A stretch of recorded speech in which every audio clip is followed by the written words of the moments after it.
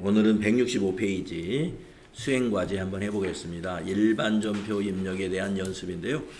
이거 FAT 1급에서 우리가 충분히 했던 쉬운 문제다. 쉬운 문제입니다. 자, 출금 전표를 작성해보자.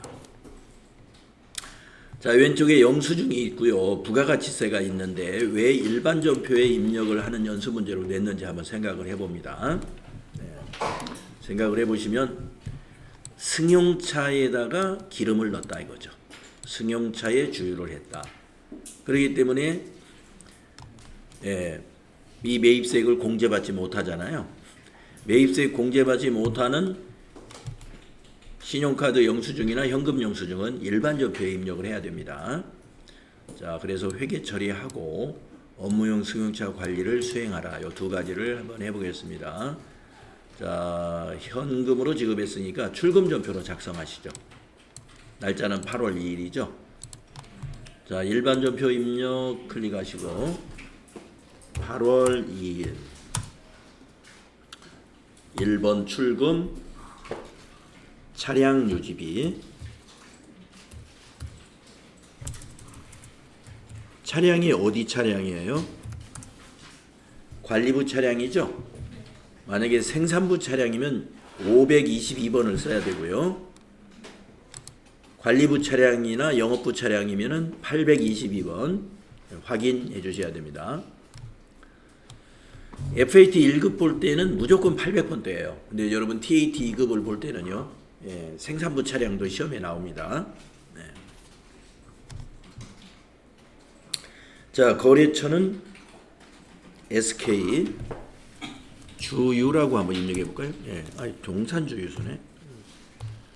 이거는 비용이기 때문에 코드를 안 넣어도 됩니다. 그냥 여기다가 SK 주유소라고 써주세요.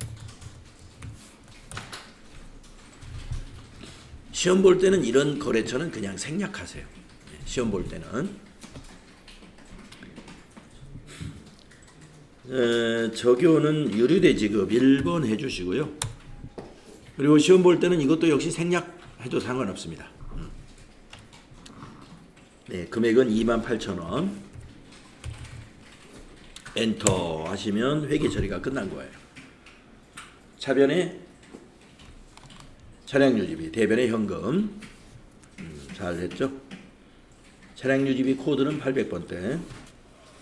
판매 관리비로 처리했습니다. 자, 이제 업무용 승용차 관리를 할 거예요. 그러면은 차량 유지비라는 요 항목을 클릭하시고, 그런데 여기서 어제 앞 시간에 수업을 빠지신 분은 업무용 승용차 관리를 못 하겠네요. 왜냐? 관리 항목 등록을 어제 했는데 안 했거든요. 그래서 어제 빠지신 분은 어디로 가느냐면은 전체 메뉴에 가셔서 계정 과목 및 적요 등록이라는 메뉴에 가가지고요. 지금 요 코드가 822번이잖아요. 822 들어가셔서 여기에 822번하고 821번 보험료하고 차량 유지비에다가 업무용 승용차 관리 항목을 추가하세요. FAT 1급 때 했기 때문에 여러분 기억날 거예요. 여기 더블 클릭해서 하면 돼요. 여기 더블 클릭해서 차량 유지비와 보험료에 관리 항목을 먼저 추가하는 작업 빠지신 분 먼저 해주시고, 자, 그리고 다른 분들은 이제 일반 전표에서 차량 유지비란을 클릭한 다음에 F3을 눌러야죠. 그러면 밑에 승용차 관리하고 나온단 말이에요. 그래서 승용차 관리에 승용차 코드를 더블 클릭을 해가지고 우리가 어제 업무용 승용차 하나 등록했죠. 그랜저 확인. 어제 빠지신 분은 또 업무용 승용차 등록도 해야 되겠네요. 업무용 승용차 등록. 네, 귀찮으면 그냥 넘어가세요. 업무용 승용차 등록도 해야 되는데.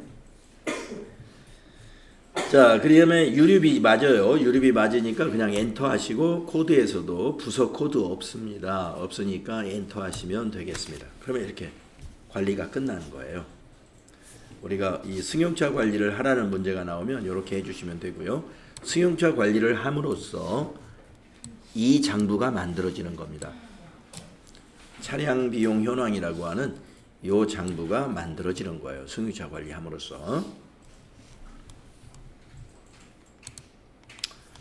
네, 그래서 앞 시간에 작업이 아직 안 되신 분은 그 문제가 발생하는군요. 여기 승용차 관리를 할 수 없다는 문제가. 고정자산 등록 먼저 하고 또 승용차 등록, 업무용 승용차 등록도 해야 되는데, 그거는 나중에 쉬는 시간에 제가 한꺼번에 해드릴 테니까 할 수 없는 건 그냥 넘어가 버리십시오. 넘어가고 쉬는 시간에 제가 백업을 해서 넘겨드릴게요. 다음 문제 보겠습니다. 입금 전표. 네. 지금 하고 있는 이런 정도의 문제는 딱 FAT 1급에 나오는 수준의 문제예요. TAT 2급은 이렇게 쉬운 건 안 나옵니다. 네. 문제가 확 달라져요. TAT 2급부터는 회계 중급. FAT 1급까지는 회계 기초. 부가가치세 기초 이렇게 보시면 돼요. 기초하고 중급은 좀 아무래도 다르잖아요. 자, 그래서 지금 하고 있는 거는 FAT 1급 시험에 나올 만한 정도의 회계 처리 문제입니다. 자, 왼쪽에 입금표가 있습니다. 여러분, 입금표라는 게 뭐냐면요, 돈을 받고 돈을 받았다는 사실을 증명하는 증빙이에요. 영업부에서 매출처 한림사로부터 외상대금 330만 원을 현금으로 받고 입금표를 발급했다. 네. 외상대금 현금 받고 입금표 해줬다.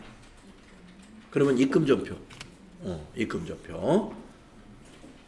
자, 그래서 날짜를 봅니다. 8월 5일이네요. 8월 5일. 자, 일반전표에 입력합니다. 8월 5일로 날짜 고쳐주시고요. 8월 5일로 고쳐주시고, 입금은 9분에서 2번 하면 입금이죠. 입금 하신 다음에 계정과목 코드. 그렇죠. 외상매출금 108번. 자, 외상매출금은 조금 전에 차량유지비하고는 다릅니다. 아까 차량유지비는 거래처를 그냥 텍스트로 거래처 이름만 입력했잖아요. 외상매출금은 거래처를 그렇게 하면 안 돼요. 코드에다가 꼭 내요. 그래서 거래처 코드가 뭘까요? 한림사죠. 그래서 코드에다가 한림. 그래서 코드에 01001이 들어가야 돼요. 채권, 채무, 은행. 계정 과목은 코드에다가 넣어야 된다. 적요는 4번 적요 넣어주면 되겠네요. 외상대금 현금에서 금액은 330만 원. 3300000 엔터. 이렇게 해주시면 됩니다. 그럼 밑에 분계가 입금전표니까 차변이 현금, 대변의 외상매출금. 이렇게 되죠. 그리고 이제 제가 당부드리고 싶은 것은, 제가 이제 수업 시간에 진도를 좀 빨리빨리 나가는 편이긴 해요. 이 책이 굉장히 두껍잖아요. 이걸 우리가 시간이 다 됐는데 좀 몇 개 뒤에 빠뜨리면 이게 뭘 안 한 것 같고, 그러니까 이걸 다 하기 위해서는 요 정도 속도로 가주긴 가주는데, 진도보다 더 중요한 것은 여러분과의 이 수업 시간의 이 소통이거든요. 즉 질문이에요. 질문. 질문이 있으면 꼭 하셔야 됩니다. 네. 질문이 있으면 꼭 하셔가지고 궁금증을 해결하고 와야 돼요. 그래서 궁금증이 있으신 분은 아무런 걱정 마시고, 옆에 분에게 피해가 될 것 같다 이런 거 걱정하지 마세요. 선생님이 싫어할 것 같다 이런 거 걱정하지 마세요. 저는 질문 받고 답변하는 수업이 제일 바람직하다고 생각해요. 그러니까 사실은 어떻게 수업을 하고 싶냐면은, 자, 여기 수행과제 여기 2문제 있나요? 4문제, 5문제. 뭐 수행과제 5문제가 있단 말이에요. 여러분 한번 해보십시오. 하고 저는 뒷짐지고 왔다 갔다 하고, 안 되는 것만, 뭐가 안 되시죠? 안 되는 거 질문 받아서 이렇게 해결해 주면 좋겠어요. 근데 학원에서 그렇게 수업을 하면요, 노는 것 같아요, 선생님이. 그래서 안 됩니다. 다 해줘야 돼요. 네. 학교는 그렇게 합니다. 학교는. 네. 학교는 학생들이 또 지금처럼 이렇게 하는 거 싫어해요. 네. 그래서 이제 우리 성인부 수업이기 때문에 여기에 맞춰서 하는데, 뭐 여러분들이 뭐 수업 방법에 대해서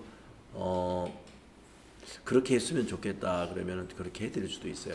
근데 다음 주에는 제가 한번 지난 시간에 반장님이 시간을 한번 재줬으면 하면 좋겠다 이런 말씀하셔가지고 제가 이제 다음 주에는 한 번이나 두 번 정도는 시간을 한번 재드려 볼게요. 계속 잴 필요는 없어요. 한 번 재보면 다 자기가 알거든요. 그래서 여러분이 과연 60분 안에 이론 10개, 그 다음에 실무 수행의 답안, 평가 문제 답안까지 다 체크해낼 수 있는지 시간은 한 번은 재봐야 됩니다. 그래서 다음 주에는 모의고사를 남은 거 풀 때 한 번이나 많으면 두 번 정도 시간을 한번 재볼게요. 그리고 이제 그 중에서 풀이는 다 해줘야 되겠죠? 풀이는 다. 자, 넘어가시고. 네, 요 정도 문제는 이제 TAT 2급에 나올 수 있는 문제입니다.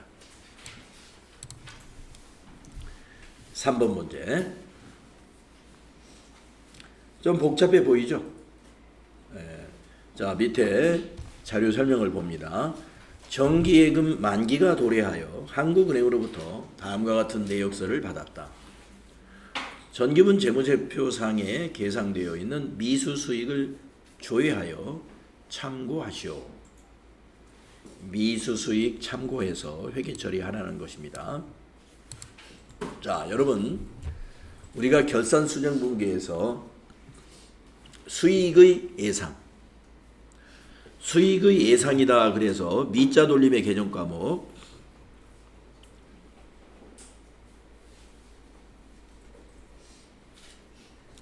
미수수익을 우리가 배웠었어요. 결산 때 사용했던 개정 과목입니다. 그러면 이게 뭐였느냐 하면은 지금 보니까 예금이지 않습니까? 네, 정기예금.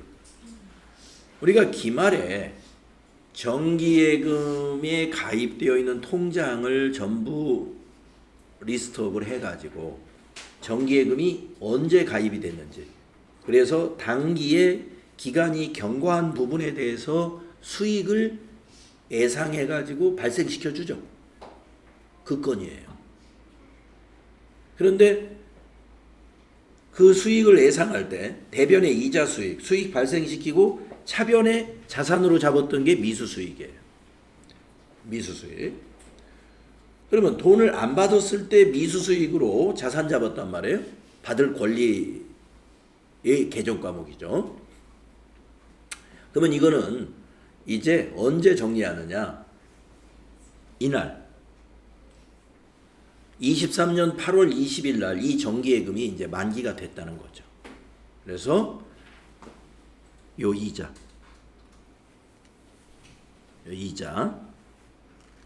80만 원 이자를 8월 20일 날 받게 된 겁니다. 예, 받았는데 이 중에서 전기에 결산할 때 미수수익으로 인식했던 것은 전기손익에 반영이 됐어요. 그러니까 그건 빼고, 그 빼는 금액이 바로 미수수익이에요.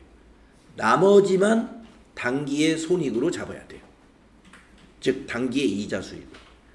그러니까 오늘 8월 20일 오늘 80만 원을 전부 다 이자 수익으로 보면 안 된다 이거죠. 뭐만큼 빼고? 미수 수익만큼 빼고. 이렇게 정리를 할 수 있어야 됩니다.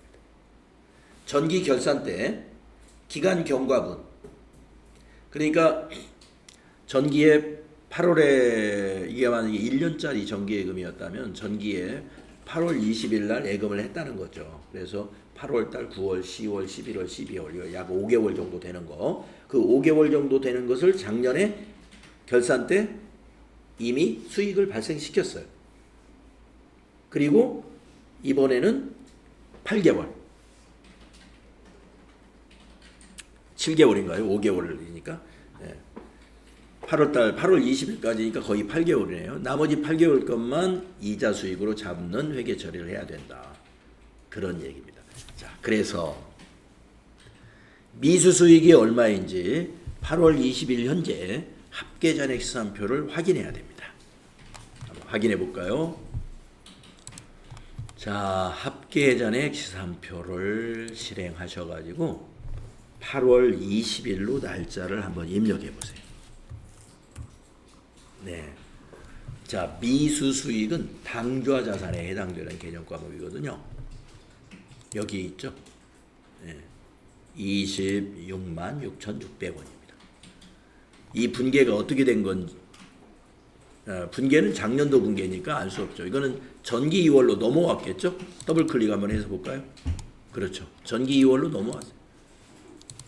분계한 것은 볼 수 없습니다. 왜냐? 미수수익 분계는 전기 말 결산 분계이기 때문에 당기 회계년도의 회계 처리가 아니에요. 다만 전기에서 2월 된 거다라는 것은 확인할 수 있습니다. 그래서 이 26만 6,600원을 딱 복사를 떠요. 물론 시험 볼 때 A4 용지, 여러분 시험 볼 때 책상 위에 이런 A4 용지 한 장 준비하셔야 돼요. 아무것도 인쇄된 것이 없어야 돼요. 그리고 계산기, 키보드, 마우스, 책만 빼고 이런 건 있어도 놓고 시험 보시는 겁니다. 자, 그래서 26만 6,600원을 시험지에다가 적어놔도 되고요. 그냥 적기 귀찮다. 컨트롤 C. 그런 다음에 일반 전표에 갑니다. 자, 날짜를 입력합니다. 8월 20일. 자, 지금 우리 거래가 뭐냐면은 정기 예금이 만기가 된 겁니다. 만기가. 그러면 대변에 정기 예금 만기 처리는 우리가 바드러움 만기 처리처럼 바드러움이 만기가 되면 대변에 바드러움이죠. 정기 예금도 만기가 됐으니까 없어졌어요. 정기 예금 없어지는 거예요. 그래서 대변에 정기 예금. 자, 4번 대변에 정기 예금. 104번이네요. 은행이 어느 은행이냐면 한국은행으로부터 이렇게. 은행이 한국은행이라는 거예요. 한국은행의 코드가 2개니까 정기예금 코드를 잘 구분해서 선택하시고 적요는 그냥 생략하겠습니다. 대변에 2천만 원짜리죠. 네, 2천만 원 입력하시고. 자, 또 대변으로 시작한 김에 대변을 좀 더 가겠습니다. 아까 전기에서 2월 된 미수 수익 자산이었잖아요. 이걸 이제 없애줘야 돼요. 받았어요. 그 자산 채권 받았어요. 받았으니까 이것도 대변에 가야 돼요. 그래서 4번 대변에 미수 수익. 네, 거래처 그냥 생략하겠습니다. 방향키로. 미수 수익은 거래처 안 넣어도 돼요. 대변에다가 아까 복사해 온 거 컨트롤 V 아니면 여러분이 메모지에다 메모한 숫자 266600원을 입력합니다. 자, 그 다음에 이왕 대변한 김에 또 80만 원에서 저 26만 6천 원을 뺀 나머지는 단기의 이자 수익으로 발생시켜줘야 돼요. 그래서 대변에 이자 수익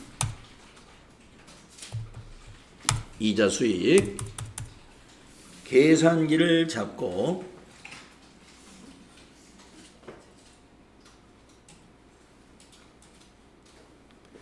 계산기를 잡고 80만 원 마이너스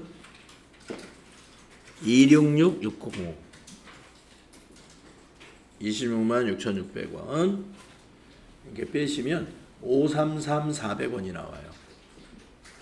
그래서 533,400원을 입력합니다.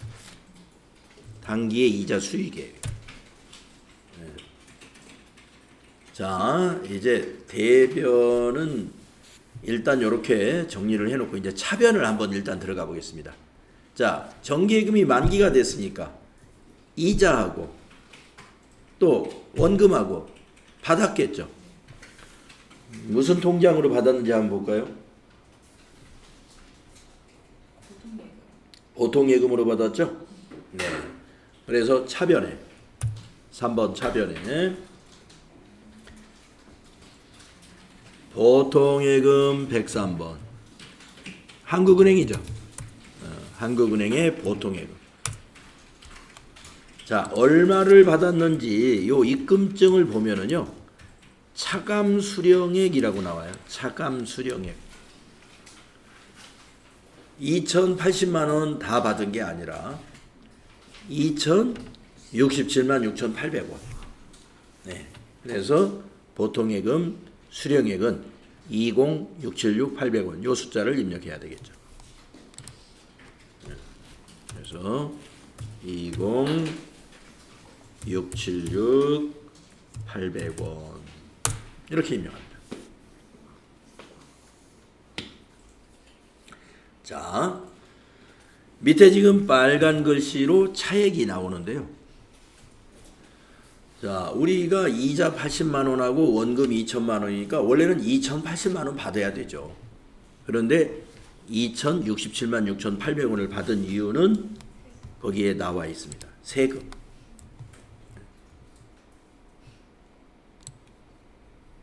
자, 우리가 마침 저 앞에서 얼마 전까지 소득세 이론 배웠잖아요. 예. 개인의 경우는 우리가 이러한 소득을 이자소득이라고 그러죠. 이자소득으로 과세를 하죠. 법인의 경우는 법인세로 과세를 해요. 법인에 대해서는 소득세로 과세하는 것이 아니고 법인이 벌어들인 소득은 모두 법인세로 과세를 합니다. 그래서 여기 보면은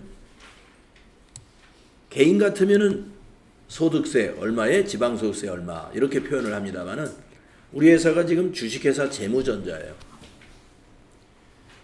재무전자 명의로 통장을 개설한 것이기 때문에 재무전자는 법인이란 말이에요. 그래서 법인세를 과세를 합니다. 법인세를. 그런데 법인이 벌어들인 소득에 대해서 법인세를 결정을 하려면요. 최종적으로 법인세 차감전 이익이 나와야 돼요. 그러면 그 과세 표준에 맞는 세율을 적용해야 됩니다. 근데 아직은 과세 표준이 결정된 상태가 아니에요. 지금 8월 달이니까. 그러니까 말하자면 이거는 원천징수 그냥 일단 하는 겁니다. 그래서 이 세금은 나중에 납부세액으로 차감하고 나머지 세금만 나중에 확정되면 납부하게 되는 거예요. 자, 이거 법인세의 원천징수입니다. 자, 법인이 말이죠. 원천징수 하는 경우는 우리가 앞에서 연습을 좀 했었습니다. 법인에서 근로자에게 종업원들에게 급여를 지급할 때 원천징수하죠. 네. 그거 예수금으로 우리가 회계 처리했습니다. 그런데 지금의 경우는 법인이 은행으로부터 원천징수를 당한 거죠. 원천징수 당한 것은 선납세금이라고 합니다. 선납세금이라는 자산으로 회계 처리합니다. 선납세금. 법인세, 지방소득세를 다 합쳐서 선납세금으로 자산 잡습니다.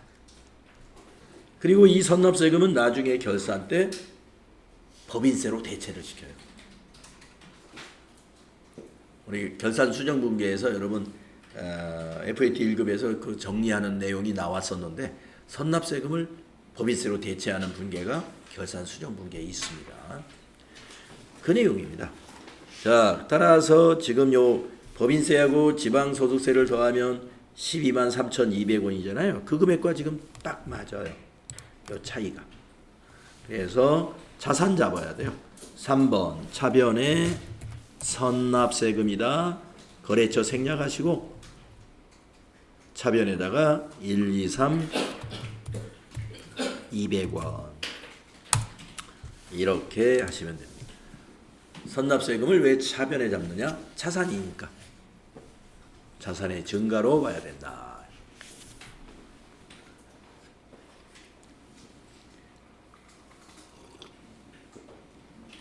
네. 자, 정기예금이 만기됐다 그러면은요, 네, 요렇게 정리하면 됩니다. 회계 처리가 상당히 복잡한 편이에요. 미지급, 미수수익 정리도 있을 수가 있고요. 5줄짜리 분기였죠. 자, 그 다음에 4번으로 가보겠습니다. 대체전표 보통예금 거래네요. 해당 사업년도 법인세 중간예납액 980만 원을 한국은행 보통예금 계좌에서 인터넷 뱅킹으로 납부했습니다. 법인세 납부액은 자산으로 처리할 것 이랬습니다. 자산으로 처리하라는 말은 선납세금으로 처리하라 이 말이에요. 아시겠죠? 선납세금으로 처리하면 됩니다. 그러니까 차변에 선납세금 980만 원. 이게 법인세 중간예납이라는 게 뭐냐면 우리가 부가가치세도 예정신고 기간에 그 중간에 납부하는 거잖아요. 소득세도 중간에 예납이 있어요. 그래서 법인세도 1년에 한 번 납부하는 겁니다만은 중간에 한 번 예정 납부를 합니다. 자, 8월 31일 일반 전표에 입력합니다. 8월 31일 3번 차변에 선납세금 136번 저교에는 법인세 중간예납이라는 저교가 있으면 한번 없나요? 네. 써주죠. 법인세 중간예납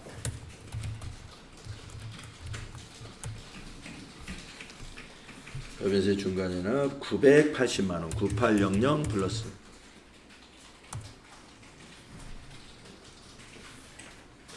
그 다음에 대변에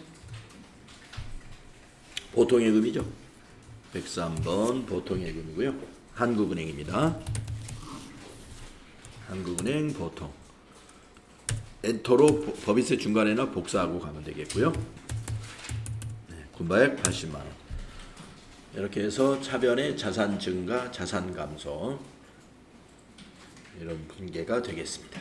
차변의 자산 증가, 대변의 자산 감소죠. 네, 다음에 5번 문제 볼까요?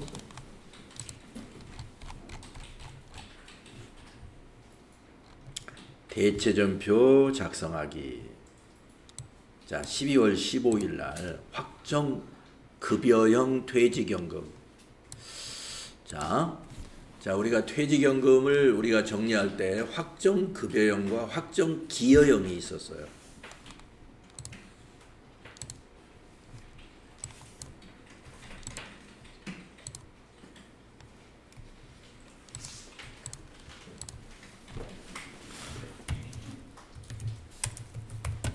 확정 급여형은 중요한 것이 납입액을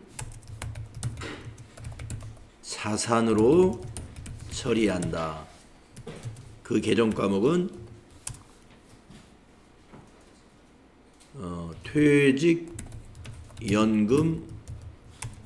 운용 자산이라고 하는 개정 과목이에요.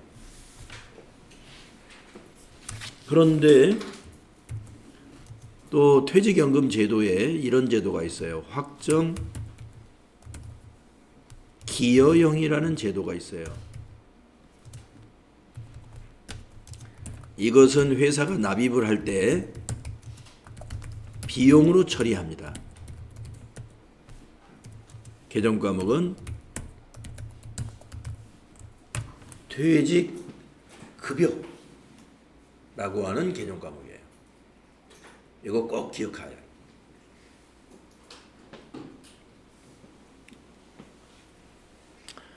아마 퇴직연금 불이백과 관련된 그 문제는 FAT 1급에서는 잘 안 내더라고요. TAT 2급부터 많이 나오는데 뭐 FAT 1급도 나올 수도 있습니다.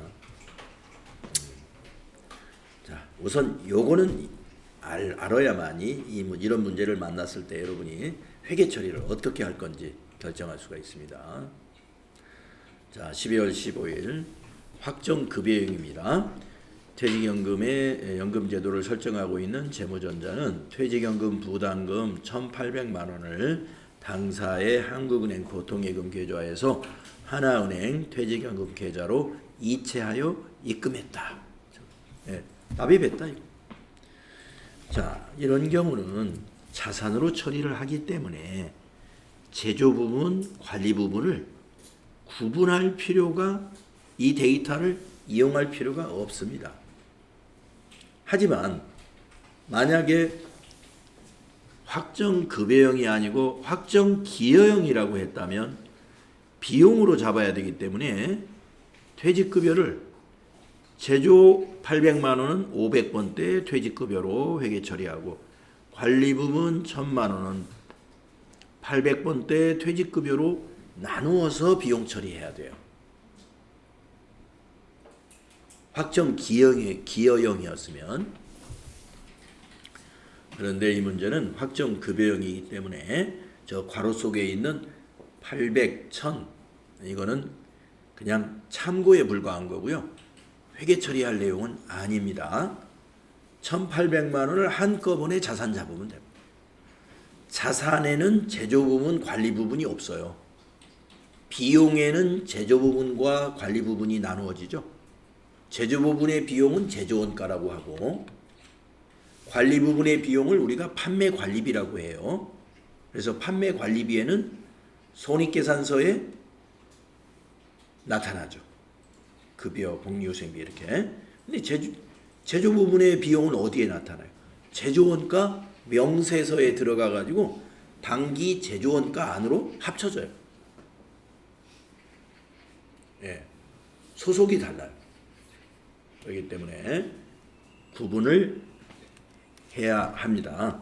근데 지금은 확정 기여형이 아니니까 이 구분할 필요가 없다는 거죠. 자, 그러면 차변에 퇴직연금 운용자산, 대변은 보통예금 이렇게 되겠습니다. 자, 입력할까요? 12월 15일 3번 차변에 퇴직연금, 퇴직으로 한번 검색해 보세요. 퇴직연금 운용자산 있죠? 198번 이겁니다. 이건 거래처를 넣어야 됩니다. 왜냐하면 이게 은행 관련 개정 과목이에요. 보통예금처럼. 그래서 하나금융의 퇴직연금 계좌라고 그랬죠? 코드에다가 하나금융 퇴직연금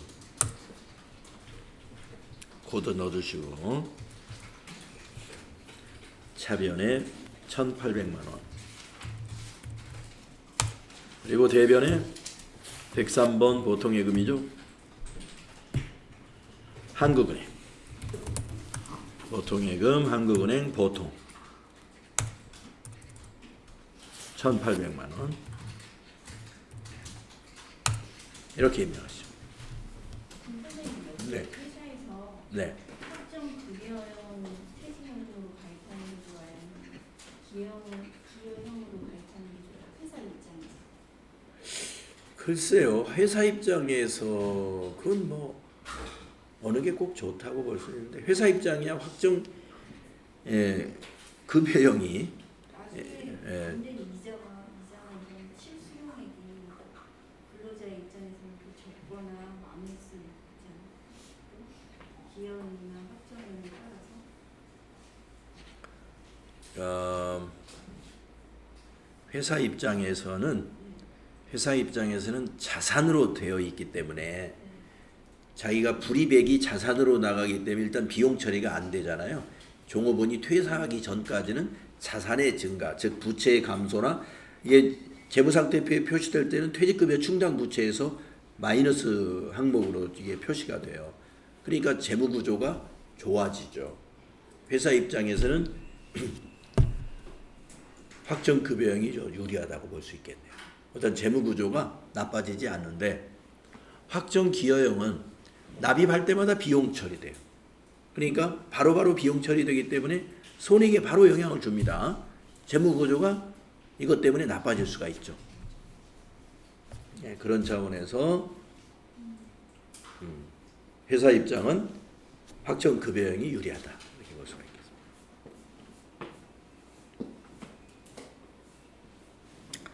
근로자는 상관없어요. 네?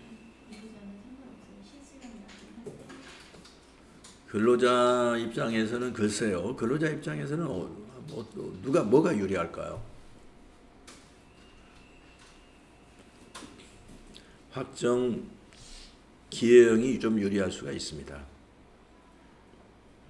근데 보통 회사에서는 확정급여를 해줘요.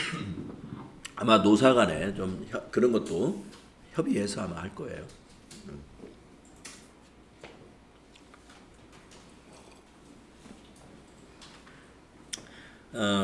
근로자 입장에서는 확정 기여형으로 하게 되면은 그 퇴직금을 미리 받아가지고 자기가 운영할 수가 있거든요.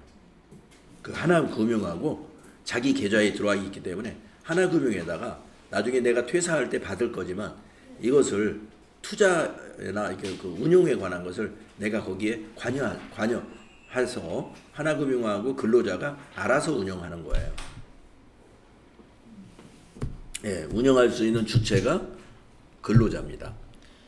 근데 퇴직연금 확정급여형은 회사의 자산이기 때문에 회사가 운영을 하는 거고요.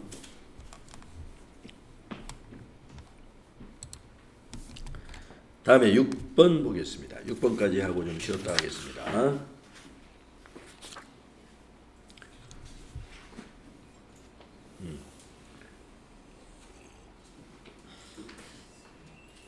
자, 보통예금의 거래 내역이 있습니다.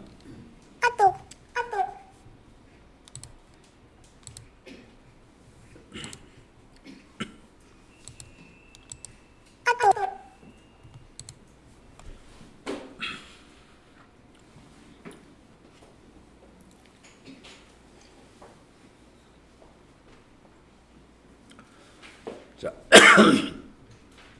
생산부 직원의 퇴직금 지급 후 발급한 퇴직소득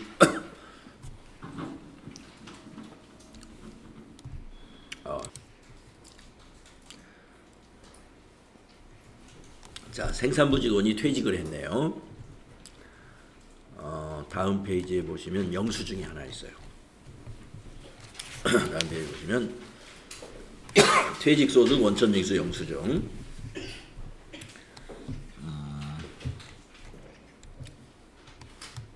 퇴직급여는 420만 원입니다. 여기 보시면 420만 원. 그 다음에 밑에 지급 내역을 보면요. 여기 연금 계좌에서 300만 원을 지급했고요. 연금 계좌에서 300만 원.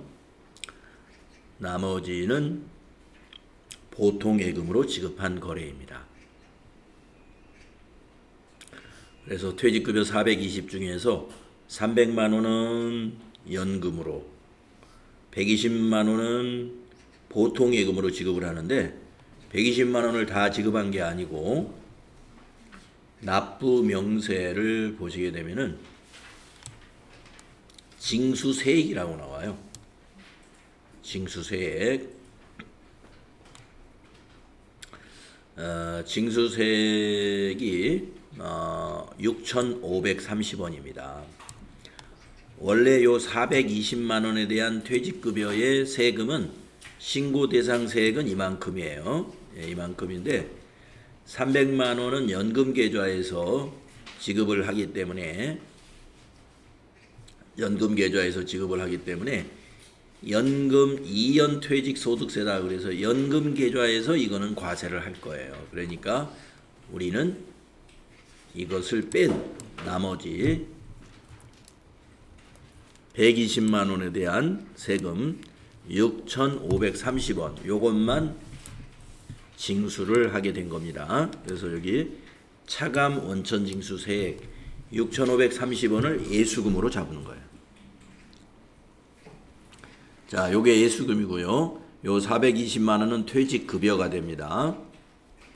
아, 퇴직급여가 아니고 퇴직급여 충당부채 확인해야 되겠죠? 그리고 요 300만 원은 퇴직연금 운용자산에서 감소시키는 거예요. 자, 요걸 이 영수증을 보시고 그 다음에 다시 한번 자료 설명을 보겠습니다. 자, 생산부 직원이 퇴직을 했고요. 확정급여형이기 때문에 퇴직연금 운용자산이 있었던 겁니다. 그래서 300만 원은 퇴직연금 운용자산에서 지급이 되었고 원천징수세액을 차감한 잔액이 보통예금에서 이체해서 지급했다. 이런 내용이에요. 자, 그러면 퇴직한 날짜 현재 퇴직급여 충당 부채가 420만 원만큼 있는지 그거부터 확인을 해야 합니다. 자, 합계자능시산표 가셔가지고 퇴직 날짜가 12월 20일이거든요. 그래서 날짜를 12월 20일로 입력합니다. 12월 20일로 입력하시고 비유동 부채로 내려가셔서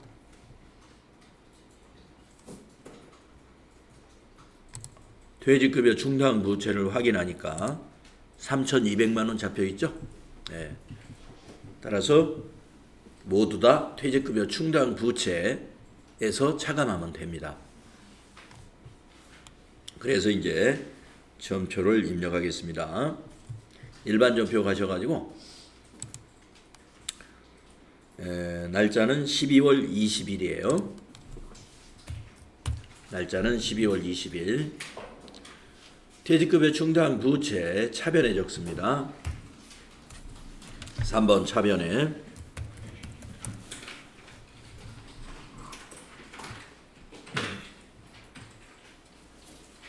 (295번이죠)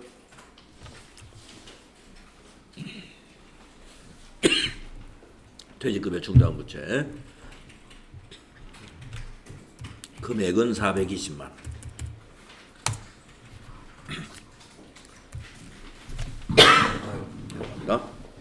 자, 대변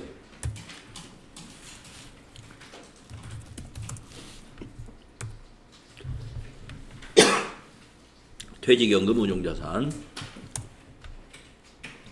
하나금융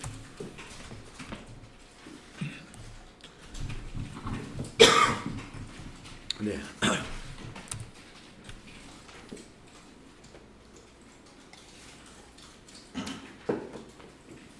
하나금융 300만 원. 또 대변 103번 보통예금 한국은행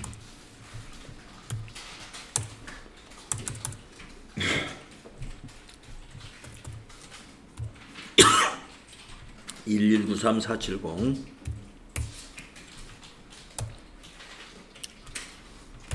또 대변에 예수금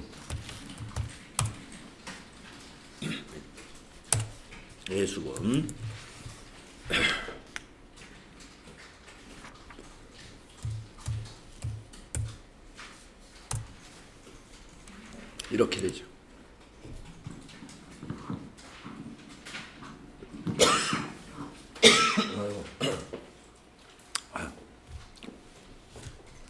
예수금 이렇게 되어야 됩니다.